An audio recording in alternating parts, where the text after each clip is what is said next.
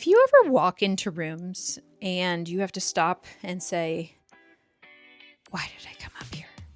This video is for you. I made it just for you, and I'm so glad you're here because we are talking about ADHD and productivity. It is something that over and over again I've heard, oh, you just need to be more disciplined. Here are ways you can be more disciplined. And for those of us with ADHD and anxiety, it doesn't always work that way. That message is not for us, but this one is. So we're going to be breaking down my whole day, all right? I have put it together. There's 5 pain points during the day, which has to deal with transitions, because transition times is where our productivity can really tank. Am I right? So I encourage you to grab a snack, grab a pen and paper, or multitask. Listen to me. There's going to be a lot of good tidbits, and you're going to hit that save button and the subscribe button so that way you can remember where I am on YouTube, because it really helps this little channel. If you're new here, I'm Heidi. I talk about the raw messes of life dealing with ADHD and anxiety. I love talking about all things organization and productivity and making your life easier while trying to figure out this whole mental health thing. Okay, so let's get started, and we're going to start at the very beginning of the day, or am I? I used to think that my inability to get up in the morning was largely due to laziness or a really bad case of mom brain. And I'm here to say, if you still think that way, stop being a bully to yourself. You would not say that to a friend. You should not say it to yourself. Capiche? So how do we get up? We have to start the night before. That's what we have to do. So we're actually not thinking about in the morning, I'm going to fix this problem, because that, I don't know about you, that's when my motivation is at its lowest. So we have to autopilot our day by fixing it the night before. Many times I think that those of us with ADHD, we are very productive, but we're productive with certain tasks that just really don't count in the minute. We hyper-focus on organizing the hair tie collection rather than packing our kids' school lunches. So we also are set up for not succeeding in the morning because of a lot of different factors. Getting ready and getting our kids out the door in the morning, if you have kids or just yourself, it takes a lot of executive function. We have a lot of executive dysfunction. There's a lot of different teeny tiny little tasks that take in order to be successful and get out the door. So we need to, I don't want to say dumb it down, but we need to simplify it. So executive function, that is something that makes it hard in the morning. The next thing is that ADHDers are known for having a lot of problems sleeping. Something like, let me get this right. Some sleep studies have found that 82% of children and nearly 60% of adults with ADHD experience something like insomnia or delayed sleep cycles. So if you're like, yeah, I'm a night owl, that's why. So there are a lot of reasons why we have a crappy night's sleep, and we're like walking zombies in the morning. Lastly, I'm going to point out that we have a bad case of the time blindness. We think, or at least my child thinks, that when she's getting ready in the morning, that time stops for her. And I'm like, wouldn't that be nice? But the time blindness really makes it very difficult, and we get stuck zoning out, filling up our kid's water bottle at the refrigerator, and it starts to overflow and things like that. So we need to have like this roadmap for the morning. And as much as I hate it, the internet was kind of right that doing stuff the night before, it really does actually help. So what are the things that I do at night that really does help us get up the next morning? And that is, of course, making lunches. Do my lunch making adventures always look this way? No, they do not. I'm making them pretty for you, but I mean, it's kind of the same concept. I do try to like bring all the food together in order to say, all right, this is out here. We're going to do this. Also, other things. The lights are dim. This B-roll is not the best lighting footage because I don't know about you, but my brain needs it to be darker. It needs to signal to my brain, you're about to go to sleep. You're not going to have any distracting screens on right now. We're going to have the lights low. the house is quiet. Sometimes I even have like a really nice smelling candle that's mellow and very, subtle. These are things that we can do to help make us a little sleepy. I also, just try to tidy up the kitchen a little bit. I'm like, my dishwasher wasn't as full as I usually like it, but there is something about the little micro habit that I've developed that if I just run the dishwasher at night, it's clean in the morning. I unload it between the time I drop my middle schooler off and my grade schooler off to school, and it just sets up my day. So it's like once I have that habit, I know that in the morning I'm unloading the dishwasher later. Also, I really try to prep some type of easy breakfast. My daughter does not like eating very early in the morning at 6 a.m. when she has to get up. I'm not hungry at that time either, but doing like overnight oats is really helpful. I have really loved this brand. It's bougie, but it is a nice treat to myself and I am worth it.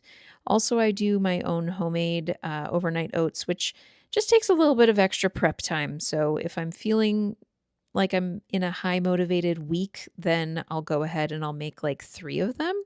So that way they're available for a quick snack or just something I can grab on the go.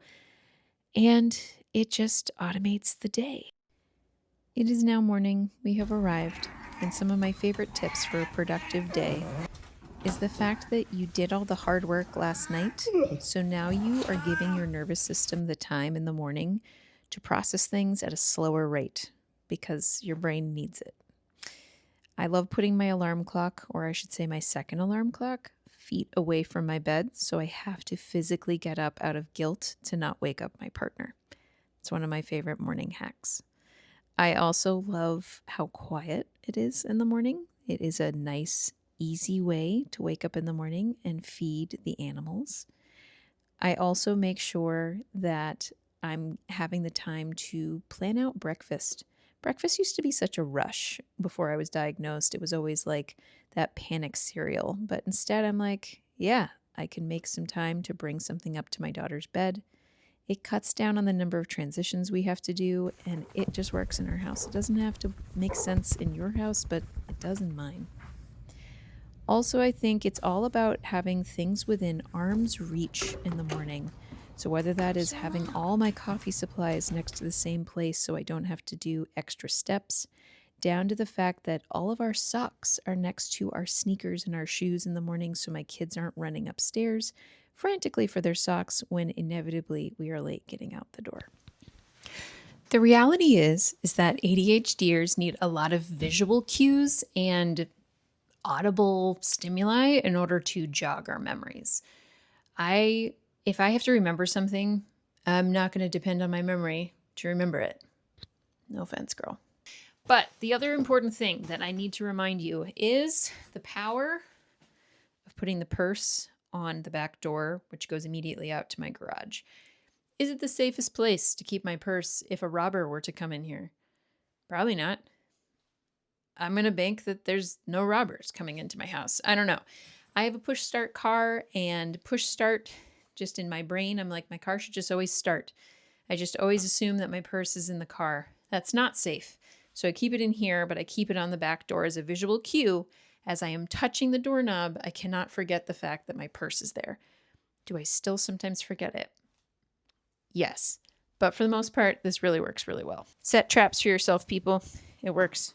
So here are some nice midday reminders for that ADHD brain of yours is that embrace the 5-minute task. Like making your bed. If you see that there's a 5-minute task that needs doing, just do the damn thing. Just do it.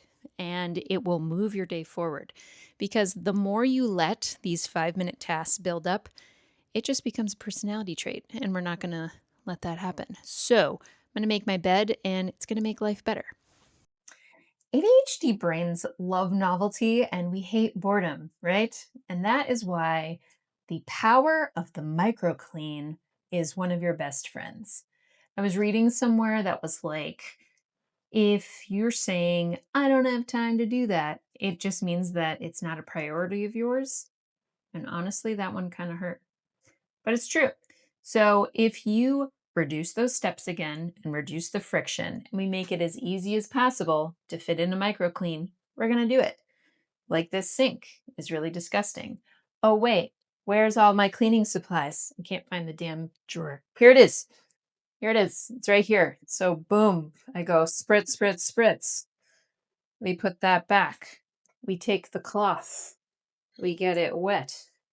We go scrub, scrub, scrub. Did I have to go anywhere else in order to make this happen? No, I did not, because it was all here under the sink. So when we reduce the steps, we embrace in the micro clean, being like, gosh, I don't have any time to clean my house.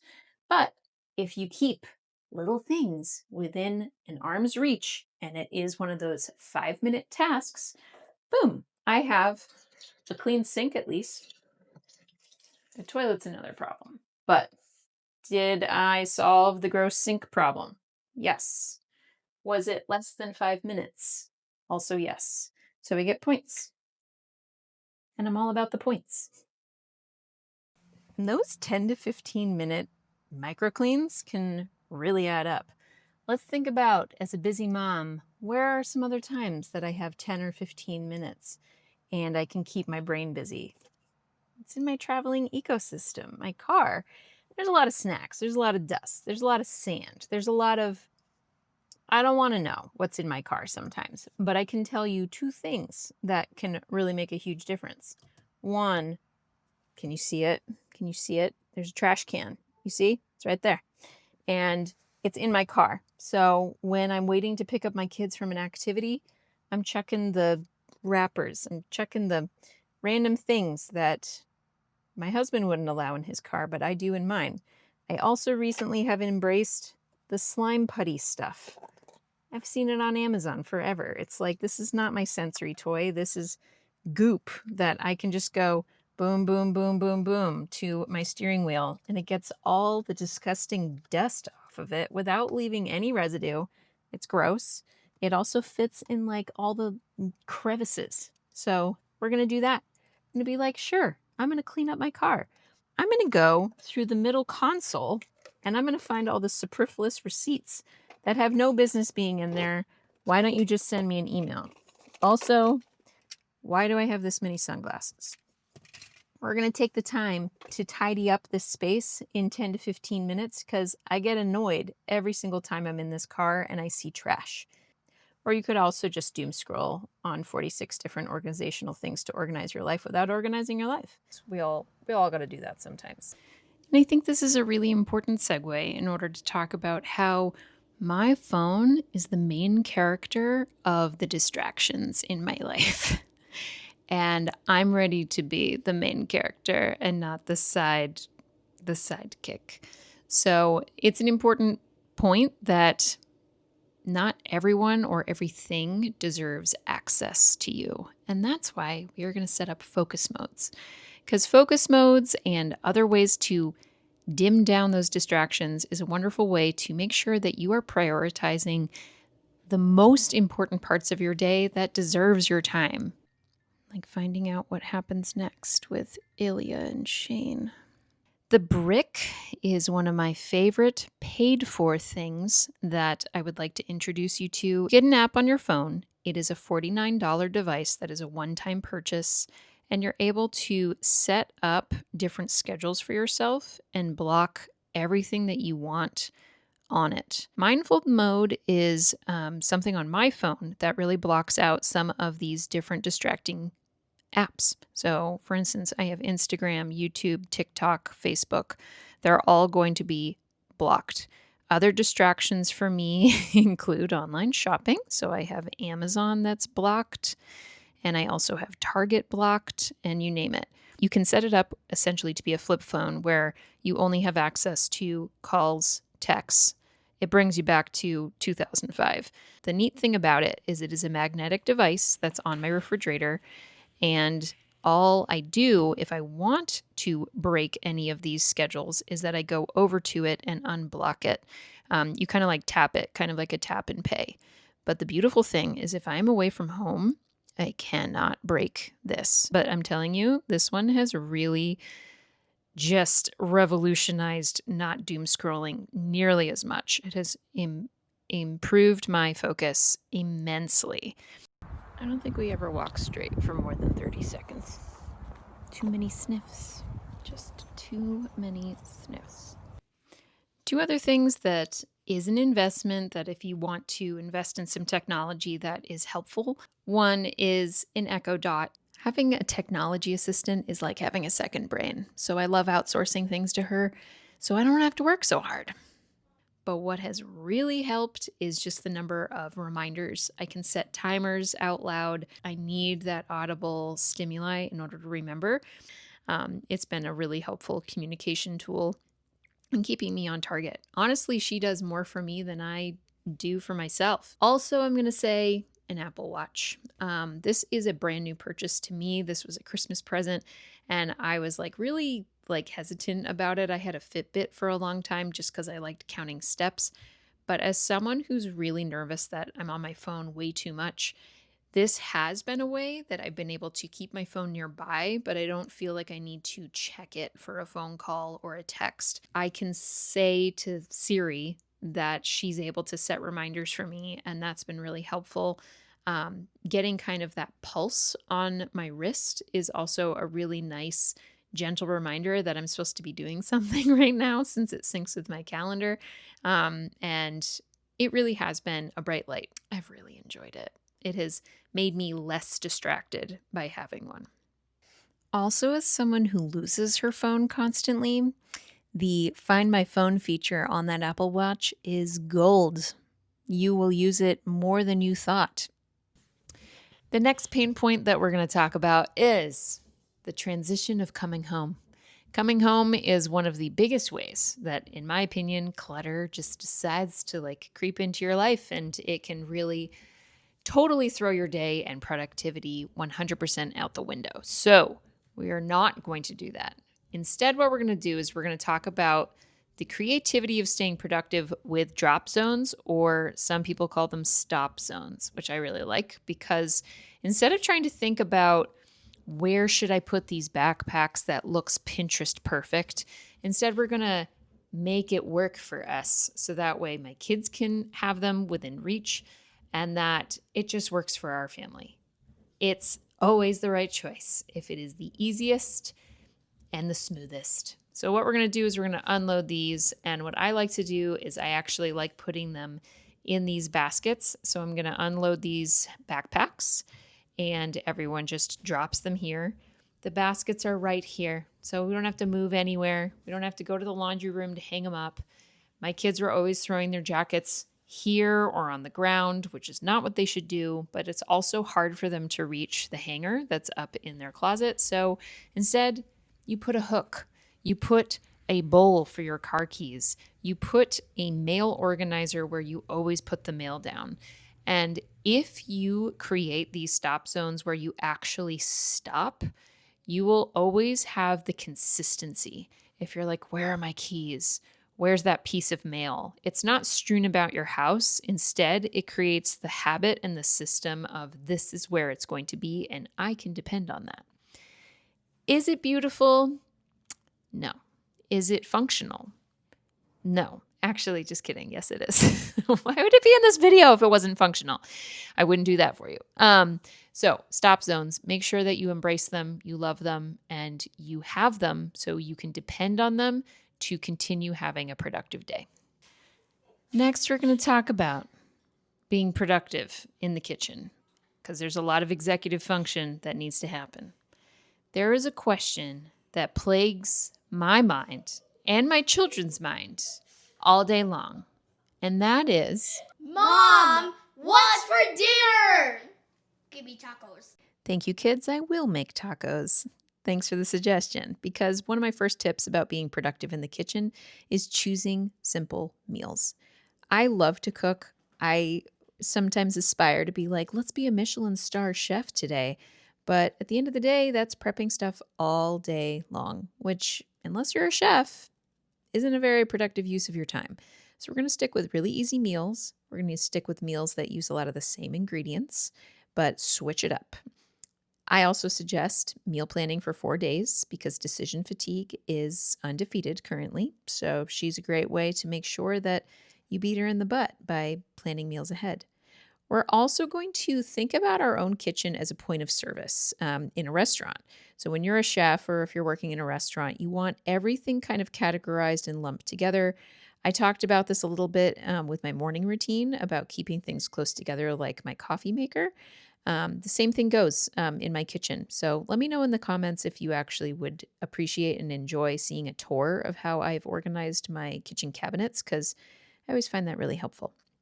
It's also really important to prep your vegetables and all the things that you bring home after a grocery haul.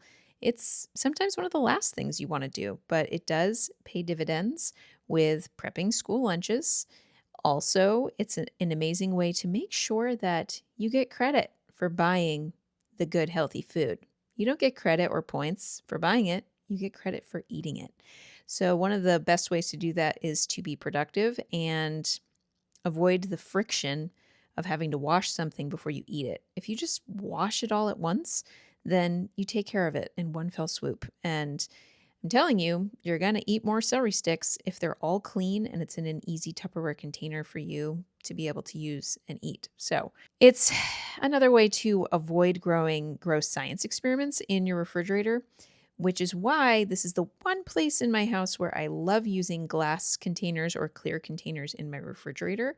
So that way I don't forget the things that I have prepped in my refrigerator. I don't like clear storage out in the open. Sometimes it is very helpful to an ADHD brain to see it, but it sometimes just gives me anxiety. So in the fridge, yes, we love clear storage.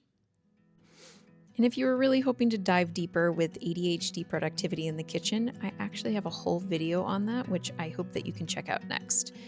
That is all I have for you today, but tell me down in the comments what was one of your favorite productivity tips, something that you're going to try, or something that I missed, because we can all learn together. I think the important takeaway that I really hope you get from this video is that productivity with ADHD, it's not about being more disciplined. It's really about making sure that all your tasks are easier to start and finish. So whatever the easiest is the right way. I hope you have an awesome day. I have some extra tips down in my description, and let me know if you need any recipe tips. I do love talking about the easiest meals because, gosh darn it, that what's for dinner question does plague my mind all day. I need to go defrost some chicken.